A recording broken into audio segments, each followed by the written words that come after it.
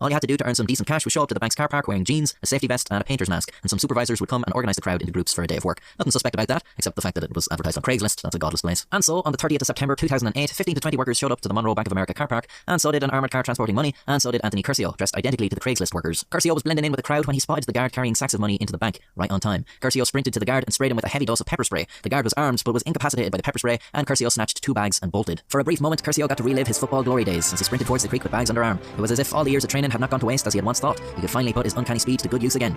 He almost got hit by a truck. Then he jumped into the creek, hopped in the donut, and the whole football analogy kind of falls apart there. Curcio ripped off his disguise during his escape and made a clean getaway. When the police showed up to the scene of the crime, there was a crowd of people, all matching the robber's description. Curcio had made off with around $400,000. Some would have to be paid to associates who helped him get away and launder the money, but the rest... well, it's a trip to Las Vegas, baby. Booze, gambling and drugs. Hell yeah, brother. He also cheated on his wife, and attended a Britney Spears concert. The bank robbery had fueled Anthony Curcio's demons, and now they were out of control. A month of investigation was proving fruitless for the police. There just wasn't a lot to go on. Well, except for one little thing. You see, during the time Curcio had been scouting out the bank and timing his heist, he had been noticed by a homeless man. The homeless man had seen Curcio retrieve his disguise by a dumpster near the bank, and found it odd enough to take down the registration of the car he was driving. He passed this information on to police. First of all, that is a strangely attentive homeless person. Why would he give a shit about a man hiding disguises? Even if he figured it was part of a planned robbery, why would he care? Surely he has more important things to be worrying about. Secondly, why would he rat him out to the police like that? What the fuck? You'd think being a homeless person, he'd have some affinity for a man taking on the establishment and coming out on top. What did the fucking bank ever do for him? The authorities were able to trace the vehicle's registration to find out it belonged to Curcio. The FBI began surveying Curcio, and in doing so, collected a bottle he had thrown in the trash at a gas station. They retrieved his DNA from it and compared it to the DNA samples found on his discarded disguise. Bingo. To make matters worse for Curcio, one of his associates turned informant and gave him up. When Curcio was arrested, he was found with $17,000 in cash. Anthony Curcio was sentenced to 6 years in prison. While Cash on the way out of the bank. If a bank or airlock-style doors, you might consider looking elsewhere. The last thing you want is a hero risking his life for $14 an hour, or to be trapped with a fistful of cash on the way out of the bank. If a bank looks too tricky, you're under no obligation to attempt a robbery. In terms of what to wear, you want to strike a balance between being anonymous and being inconspicuous. Glasses and a hat will go a long way to hide your identity without making you stand out in a crowd, but you might want to go one step further. Thanks to COVID-19, it isn't all that strange to see people wearing medical masks out in public, meaning 90% of your face can be covered without people giving you a second look. Another option is to use a motorcycle helmet, as not only does it cover your face, but full protective gear will also cover your entire body. Scary-looking theatrical masks aren't exactly a good idea, but we'll get into that later. Whatever you do, make sure to wear gloves to avoid leaving fingerprints and cover up any tattoos, birthmarks, or distinctive features. To take it one step further still, you might even think about tanning or bleaching any exposed skin. What happened when they arrested you? Or using temporary tattoos to throw off any suspicion. Modern security cameras look a lot better than what's shown on the news, so keeping your identity hidden is your #1 priority. Next up, we'll need to talk equipment less than others. On the other hand, although most robbers tend to hit banks in the afternoon, you're much more likely to steal more money if you make your move in the morning. You'll also want to be mindful of the weather and how it might affect your chances of success. Cold and stormy weather, for example, will lead to less people wanting to be outside, meaning less people paying attention to someone trying to be inconspicuous. Cold weather also means that thick layers of clothing won't be as suspicious, as wearing a giant hood in the middle of summer might raise some eyebrows. Before going into the bank, you'll also want to be mindful of foot traffic. If the bank is nearly empty, it might be a good time to make a move. On the other hand, if you see a bunch of muscled up guys eating a family pack of crayons, they're probably United States Marines, and you should hold off until they apply for their 28% interest car loan. At this stage, as possible. Until you start demanding money, no crime.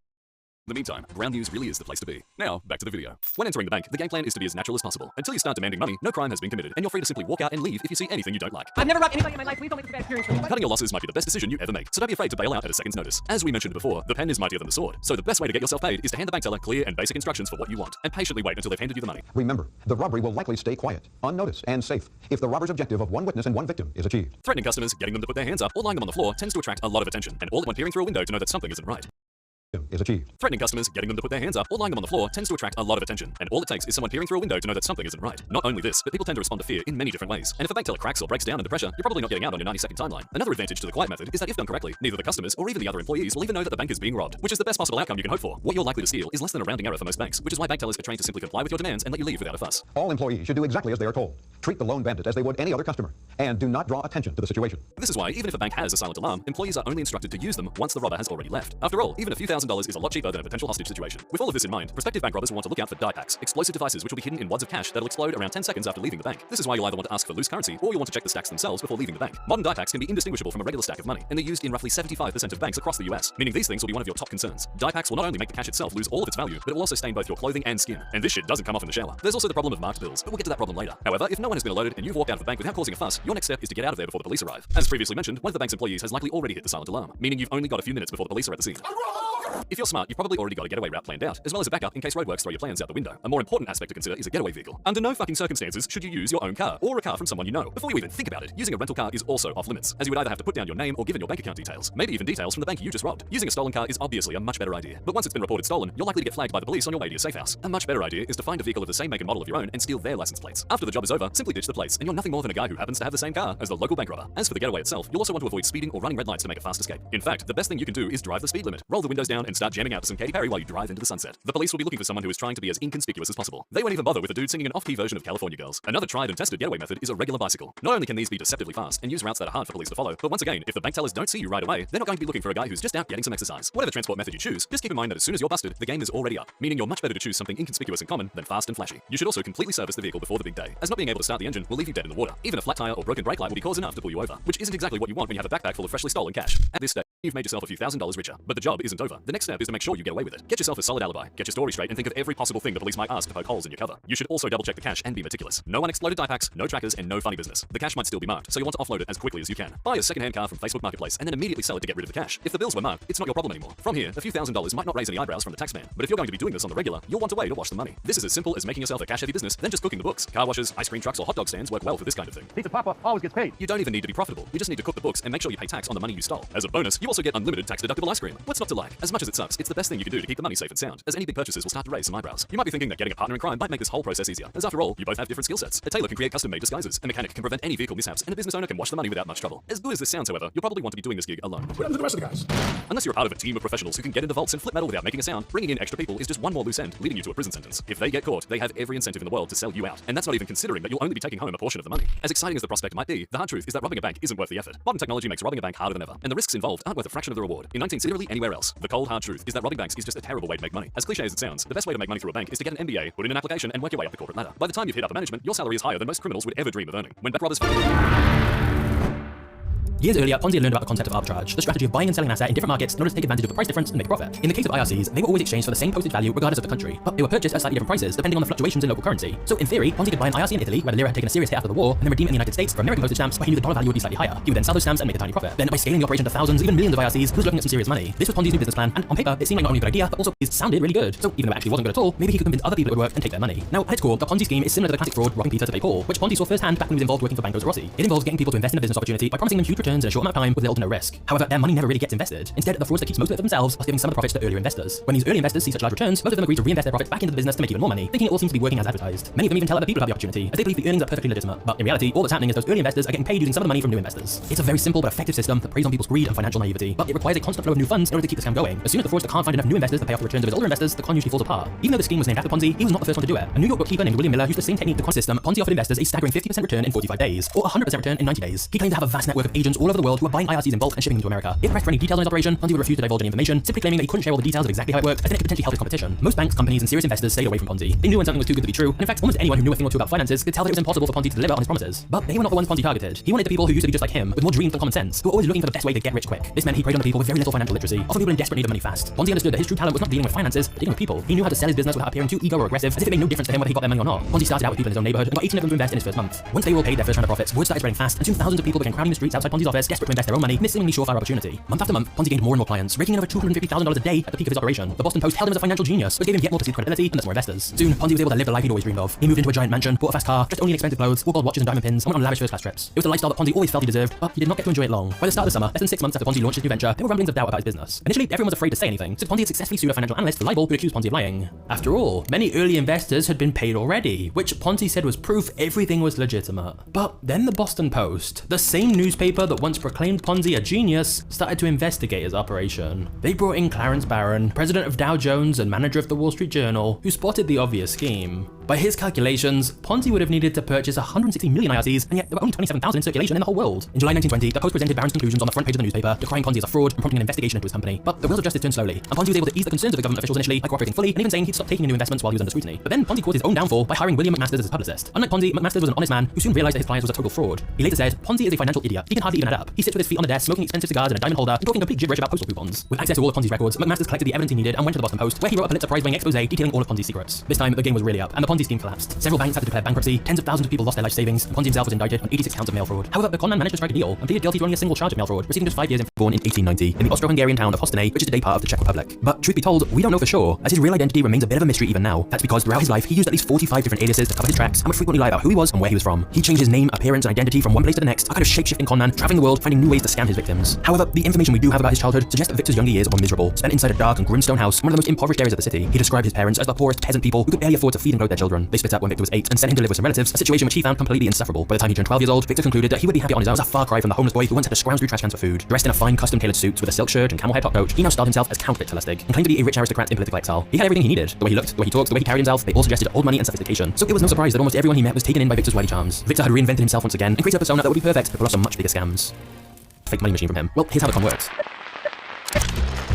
Firstly, Victor would go to the bank and get a bunch of brand new $100 bills, which meant the serial numbers would be in sequential order. This meant he just had to scrape off the last digit of the serial number and reapply the same last digit on several notes, thus creating a stack of seemingly identical $100 bills. Remember, Victor already had counterfeiting experience, and he only had to change the last digit of the serial number, so with some practice, he was able to perfect this. Secondly, Victor would never approach his targets about buying the box. Instead, he'd first find a way to gain their trust. For example, one of his victims was a wealthy gambler, and so Victor picked his pocket and stole his wallet. Then he went back to that same person he just pickpocketed and said, "Hey, you dropped this," and gave him the wallet back. This immediately made Victor seem like an honest, kind citizen just trying to help, so it lowered their guard. And Victor used this as an in to strike up a conversation and subtly engineer the conversation towards the magic money box. Victor would mention it could duplicate banknotes, but then he acted like he didn't want to talk about it, which of course only made people want to know more. Soon, the victim would be begging to see a demonstration of this money machine, and although Victor would pretend to be reluctant at first, he'd eventually agree. And he'd go to his hotel room where Victor would insert a $100 bill into the machine. But because Victor had come up with the lie about it taking 6 hours, that gave him time to chat, play cards, or eat dinner whilst the machine supposedly did its work. When they returned, the machine would have both the original $100 bill inside and a second $100 bill that looked identical, as if it had really been perfectly cloned by the machine. Of course, in reality, Victor had simply hidden the second note inside the machine beforehand, and they only looked identical because he'd used his counterfeiting skills to change the serial numbers to match. Now, the target would normally still have some doubts, so they'd go to the nearest bank, where the bank teller would confirm that it was indeed a genuine note, because it was a real $100 bill. Nothing had been printed on printing paper. This was just a banknote Victor had withdrawn earlier. But once the bank teller confirmed it was real, this was normally enough for the victim to believe the machine actually had printed the bill like Victor had claimed. But here's the clever part. Whilst they'd been chatting, Victor had dropped hints that he had an emergency situation where he needed a lot of money quickly, and that he was frustrated because his machine took 6 hours to clone each $100 bill that was taking too long. So then his victim would come up with an idea. Well, what if I buy the money machine off you? Remember, Victor specifically targeted wealthy people he knew had a lot of cash, like businessmen or gamblers he'd seen win big. But of course, the victim thought they were getting an amazing deal, getting his money machine for a one-time fee that they could use over and over again. Using these tactics, Victor sold multiple copies of his money box throughout the country for tens of thousands of dollars each. And because the lie he'd invented about the money machine taking so many hours to print each $100 bill, it meant he had plenty of time to flee the area before his victim realized he'd been scammed. By the time they figured out they bought a worthless wooden box, Victor was long gone. But here's the real genius of the scam. Despite repeating this con over and over again, Victor was safe from the law because none of his victims ever went to the police or reported him. I mean, how could they? You can't exactly go to the police and complain that your counterfeit money printing machine didn't work as advertised. So most of them just had to accept they'd been ripped off. However, there was one wealthy woman Victor sold a money box to who, after realizing she'd been scammed, spent weeks hunting Victor down. Her name was Billy Mae Sheeble, and eventually she did manage to track him down to a hotel room in another city. But here's the plot twist. When she finally found him, there was no threats or violence. Instead, she was filled with admiration at his resourcefulness and said that they should become partners in crime and work together. In fact, the two not only started doing some scams together, but also became lovers. And Victor left his wife to be with her. He would later regret that decision. But for now, things were going great for Victor, and he was already planning to return home too, especially since it was already past midnight.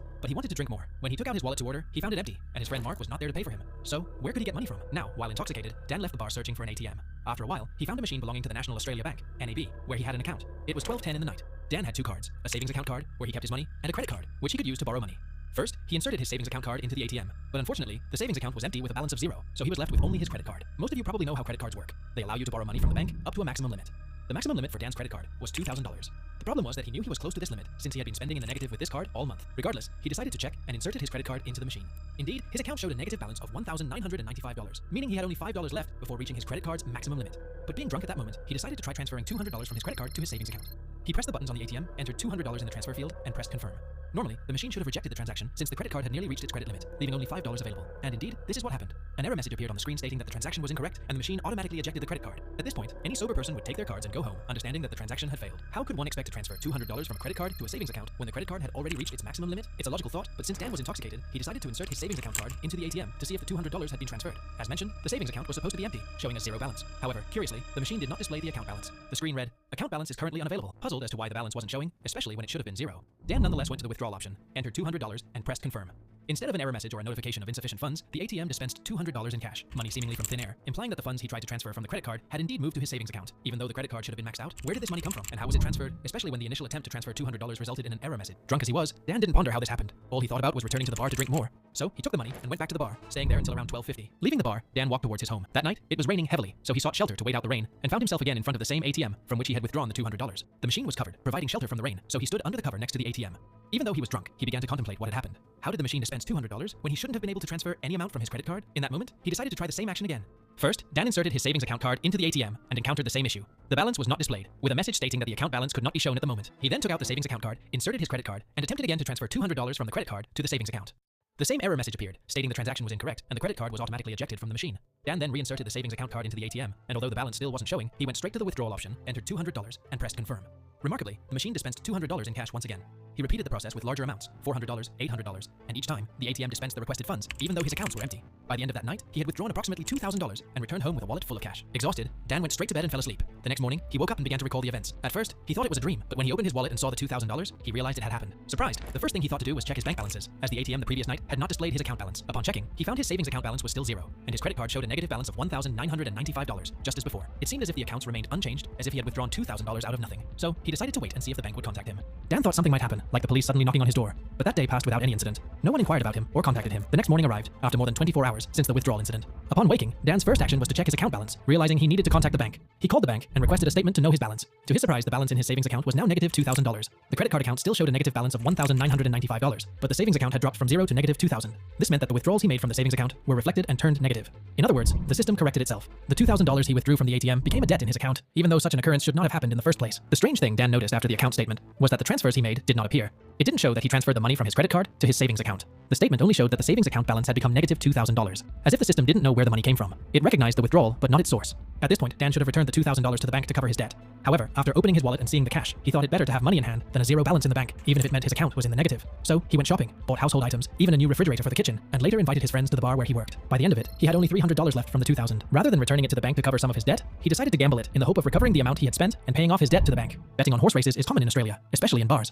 The bar where Dan worked was one of the establishments that partnered with Tab, the largest horse race betting site in Australia. Customers would give cash to the bar owner, who would then place bets on the site, as the bar was connected to the system. Dan decided to bet the remaining $300 on horse races. Unfortunately, by the end of the day, he lost all $300 and returned home empty-handed and in debt to the bank. Now he pondered what to do about his predicament, and reflected on that night when he managed to withdraw $2,000 from the ATM. Although Dan had issues with drinking and gambling, he possessed a certain intelligence and a passion for understanding technical systems. He wasn't a hacker, but he had a curiosity about how systems work. He began to consider all the factors from that night, and one crucial factor he identified was the timing. The withdrawal happened after midnight, so he decided to try the same action again after midnight. A few days later, after finishing his shift at the bar, he went to the same ATM. First, he inserted his savings account card, and indeed, it showed a balance of negative $2,000. Then, he inserted his credit card, which also had a negative balance of $1,995. As previously mentioned, his credit card was near its maximum credit limit, but Dan decided to repeat the process. This time, he attempted to transfer $1,000 from his credit card to his savings account. The same error message appeared, indicating the transaction was incorrect, and the credit card was automatically ejected from the ATM. He then inserted his savings account card and found, to his surprise, that the balance was now negative $1,000, meaning the $1,000 he transferred from the credit card had been credited to the savings account, despite this being an impossible occurrence. Again, he tried transferring another $1,000 from his credit card. The error message reappeared, but when he checked his savings account, the balance had returned to zero, effectively clearing the debt he owed within minutes. Dan was aware that the system might correct itself later and revert his account to a negative $2,000 balance. Nevertheless, he decided to try withdrawing money once again. He attempted to transfer $2,000 from his credit card to his savings account. As expected, the error message appeared, but when he checked the savings account, the balance showed $2,000. He withdrew this amount, resetting the savings account balance to zero. Dan returned home with an additional $2,000 in his pocket, and his account balance was zero. However, he knew the system might eventually correct itself, and he wanted to know exactly when this correction would take place. He slept that night and called the bank the next morning. The balance was still zero. Throughout that day, he repeatedly called the bank for an account statement, always receiving the same result, a zero balance. Even at night, the balance remained zero. The following morning, he called the bank again, and this time, there was a change. Suddenly, the balance was negative $4,000. The system had corrected all the withdrawals he had made. He had withdrawn $2,000 on the first night and another $2,000 on the second night, totaling a negative balance of $4,000. This situation led to the realization that this tactic was not beneficial in the long run. Although he could withdraw cash, the bank would eventually notice when his account reached significant negative amounts. The bank had an automatic system in place. If an account reached a negative balance of $20,000, it would be frozen immediately, and the bank would surely take notice. However, the loophole Dan discovered was that this correction process took more than a full day. He theorized that after midnight, the bank's ATM entered a standby mode, disconnected from the main banking system from midnight to 1 a.m. This was why the money was able to be transferred from the credit card to the savings account, despite it being a system flaw. Given that the correction took more than 24 hours, Dan figured that if he performed the transfer every night between midnight and 1 a.m., he could offset the negative balance from the previous day. For instance, if he withdrew $2,000 one night before it turned negative in his account, he could transfer another $2,000 the next night. By doing this each night, his account would remain at zero because the correction took more than 24 hours. The strategy required him to transfer and withdraw funds every night, continuously adding to the total amount. For example, if Dan withdrew $10,000 one night, the following night he would need to transfer $20,000 to withdraw $10,000 and compensate for the previous night's $10,000. And if he wanted to withdraw $10,000 again on the third night, he would have to transfer $30,000 to cover the cumulative total. The amount he needed to transfer each night would accumulate. Interestingly, the ATM allowed him to transfer any six-figure amount, meaning he could transfer up to $999,000 in one transaction, and if needed, he could simply perform another transfer. However, he had to make these transfers every night. Missing even one night would result in all the money he had withdrawn in previous nights turning negative in his account. For example, if he had withdrawn a total of $100,000 over several nights, his account would suddenly reflect a negative $100,000, and the bank would immediately notice due to the large amount. In summary, the idea was that Dan had to transfer funds every night to maintain this cycle. He even discovered that he could perform this operation at any of the bank's ATMs, so he lived his life going to the ATM every night and withdrawing significant amounts of money. According to him, he felt a bit guilty, but then rationalized that he wasn't stealing from any specific person, but taking money from the bank's funds. Dan viewed the bank as a malevolent institution that stole people's money, so he rationalized why he shouldn't take advantage of this opportunity to steal from them. This was the criminals, and this typically happens through anything. It's extremely concerning the amount of info some people have leaked on the dark web. A new study found that up to 80% of consumers have some sort of their information accessible to criminals, and this typically happens through two main reasons. Number one, and most commonly through data leaks on companies you provide your information. And number two, which was surprising to me, rogue employees. This law firm has an insider taking pictures of everybody's information. You can see the lawyers right there, and I have that person's information. You'd think a law firm would be the safest place on earth. A rogue employee, huh? A rogue employee, yeah, they're called insiders. And scary enough, this information can be purchased for extremely cheap, especially if you know the right people. The CVV too, that's just credit card numbers. That's not the actual information implanted on a credit card. So all these stuff, these are if I wanted to take your credit card, pull it onto a physical piece, and go cash out or something. I own this person's card for $31. That's it, $31. That right there is somebody's credit card that I purchased. All their information's right there, every single thing right there for $30. And how much did you spend on it? I would spend like $200. So nothing crazy, but I don't want to spend $200, so I'm just gonna spend $30. So this account right here, I've been hitting it for probably 8 months off the credit card. Anything about me has been leaked on the dark web. So if you want to search And then we have something called e-transfer. It's how we send money to other people in our country. And you could buy people's bank accounts. It would often be 90% of the balance. So for example, if I buy a bank account with $1,000, it's going to cost me $100. I transfer that $1,000 to a bank drop and then I cash it out. I was really good at this. And so I just keep rinsing that. I just go to the ATM for an hour, come back with $1,000. I remember at the end of the month, I counted it all up and it was like $16,000 or something. It was insane. Why would they sell you someone's bank account information for cheaper than what's actually in the account? Why would that benefit them at all? They'll have so many accounts that it's like they can't use them all, and so they just sell them to you. But you're right about that. You can get scammed so easily, and so it's all about finding a legitimate vendor. After hearing this entire video, how easy it is to just purchase someone's information and go on a shopping spree, I had to look my name up to see if anything about me has been leaked on the dark web. So if you want to search if your stuff is leaked, you go to this website, haveibeenpwned.com. You're safe to put this information in. I know that doesn't mean anything coming from me. And then click search. Yep. Uh-oh. What does that mean? Uh-oh. So you have a Canva account. Yeah. Something you can log into right now. You have a Teespring account and Twitter. No way. Do you use Twitter? Not really. Not really. Okay, that's good. So this right here, you can purchase this on Amazon. Like this is not fraud. This item right here is called a Raspberry Pi Pico. This is not illegal. It's what you put on it that's illegal. This is basically like a tiny little computer. And you can bug these things to act as an HID device. Now what an HID device is, basically a mouse and keyboard combined. It can run scripts and programs. And so if I plug this into a computer, it'll run that script and it'll get everything on that computer onto this device. So if you have credit card information, I can even get your Windows password. I can get everything with this device, which is $15. So you can just plug it into my computer and get everything. Even if it's off. Stay safe out there, folks. This trip to Canada was definitely an eye-opening one, so drop a like for more videos. Big and large and, this huge firm. I recreated the exact recipe of the banknote paper that they use at Crane with the right thickness and the right fibers and the right ratio and the right chemistry properties. I somehow needed to find somewhere who would brew up this recipe that I have and make it for me. I had to come up with a story that would make sense for me to order such type of paper. So I created this fake company, Keystone Investment and Trading Company. It needed to sound big and large and, this huge firm. The premise was to come out with our own bonds to put on the market. The closer to currency, the more secure it would be. You don't know for a fact that they didn't call police. You have to work like they are on you 100% of the time. You can't just call it in and go over there, pick it up, and then they follow you home, and then boom, like a moron, you get caught. You can't do that. You have to assume that the pallets are rigged, and we're gonna have helicopters on it. Everybody's watching with binoculars from afar. You have to hire a constant flow of new people. So the guy you send over there, they cannot know who you are. They cannot know anything about the project. It can't be someone who's been working with you. He's gonna have a lot to say. So you gotta assume he's gonna be tailed even from there. So you gotta stop that. I had set up, this plan where I put a second guy to follow the truck with the car. It was only 1 lane wide, right at the entrance of the speedway. And when this 1 lane bottleneck, he was to stop his car as though, I got stuck. I wasn't working anymore. So I got paid to get stuck there for 20 minutes, to give the truck time to escape. I had the truck brought to a parking lot, then I put surveillance on it, 24 hours a day for 3 days. Since nothing happened, then I rented a second truck, and I didn't need the first truck over there. He opened up every box and he switched the truck and pallets. So then I knew the pallets had nothing, the box had nothing, the truck had nothing, everything brand new. I was confident that we had nobody on us. So from then he went straight from there to the print shop, and then I locked the door. It was never to go out again as plain paper. You gotta keep quiet and make sure the appearances look legit. Otherwise, your neighbor will rat. It's the building right there, the white and green right there. There's no one to bother us here. You can do your thing. It's totally confined. It's remote. Who could know that anything was happening in here? Really, it's almost impossible. There's nobody. There's nobody. One part that I had to really make sure that it was fully secured. This is when I received the paper. The order can be bugged and police can be on it. So we sweeped everything. Everything came out good and clean. Once the paper was inside my printing shop, then I knew I had it. There were actual currency. There were banknotes that was printing from then on. That was really, really cool. I got arrested and I gave them 200 million in fake currency that I had left, plus a printing press that they wanted. So I gave that away in exchange for they would remove any accusation against me for counterfeiting. And I was fined $1,500. The prospective victims. On the computers are various dating apps, and these will be used to initially reach out to those victims. Next, the scammer fires up a VPN because the dating apps will block people who are outside their respective country. With his real location hidden, he then looks to see if he can find any marks. At the start of every day, it's exactly the same. The scammer will pick out new potential victims. You can see here who he's pretending to be. It will always be somebody glamorous with a rich-looking lifestyle. With the victim selected, it's time to start into his script. He, of course, has to remind himself who he's pretending to be, in this case, someone called Irene. Here, 5 new people have been added from various dating apps, and of those, 4 are engaged in what he calls passionate chat. 3 of them are classed as potential clients. They are falling for the scam, and as yet none have registered for the actual scam app. But more about that in just a moment. The first thing he says to everyone is to message him on WhatsApp or Telegram. He wants them off the dating app. Most online dating apps will have safeguards so that when people like this are highlighted as scammers, their accounts will be banned. But of course, if they're off the platform, there's not much the dating sites can do about this. But only as I watched these scammers did it become apparent that this scam was truly global. I personally witnessed this group trying to scam people in South America like Bolivia and Peru, and right through to obscure countries like Uzbekistan and Azerbaijan. They didn't care about how poor the people were. They were commissioned on how many people they got to sign up. And their computers were chock full of people living very lavish lifestyles.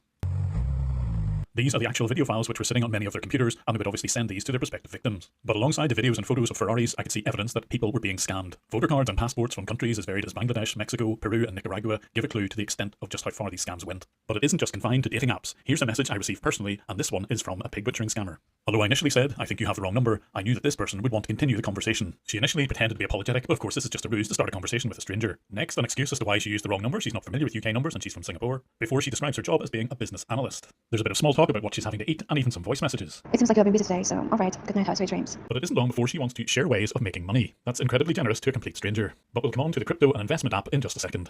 Thanks to the insider, I have some incredible footage inside the buildings, and he also shared some audio with me regarding the recruiting process. Again, more of that in a second. The person who's taking this video initially thought this job was a legitimate one, but after just a few days he realised that he was scamming people. He wanted to do the right thing and reached out to me in the hope that I would publish this video so that others can see exactly what goes on. Meet Anel or Annie. Her profile was one of many used on the PCs. These photographs would be cut and pasted by the various men working on those PCs in order to try and fool their victims. And here is the view of one of those PCs as they're copying and pasting those messages. The biggest window on the screen is called Hello World Pro, and it's able to manage a number of WhatsApp and Telegram sessions. It's also able to translate between the scammer's language, which is usually English, and the victim's language. Here, it's Spanish. At the top right is Google Translate, just in case there's some phrases that the scammer doesn't understand. And at the bottom right, there's a Telegram chat group, which is used by all the scammers to talk to their bosses and to their colleagues. But who are the bosses of these call centers? Like a lot of right, there's a Telegram chat group, which is used by all the scammers to talk to their bosses and to their colleagues. But who are the bosses of these call centers? Like a lot of Dubai's population, the majority of people who work here are migrant workers. Typically, they're from North Africa or Southeast Asia. This footage from another call center in Dubai shows them arriving